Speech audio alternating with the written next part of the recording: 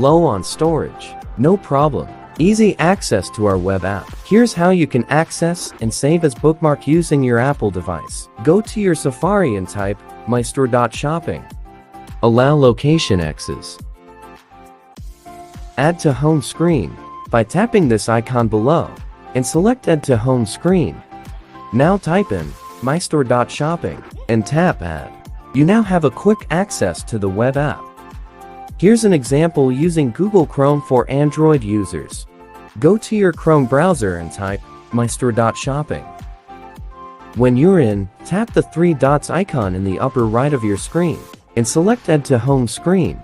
Now you may change the display name and tap Add. To confirm, click Add once more. Now let's go back to your home screen to see if it's there. Job well done. You can now enjoy shopping using our web application without any hassle.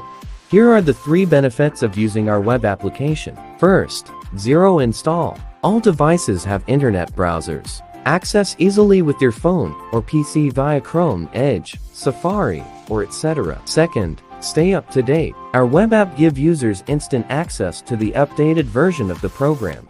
And third is, every update equals higher store consumption. Your storage capacity is safe. Web apps won't take away that 1 gig left in your storage. Save it for your selfie.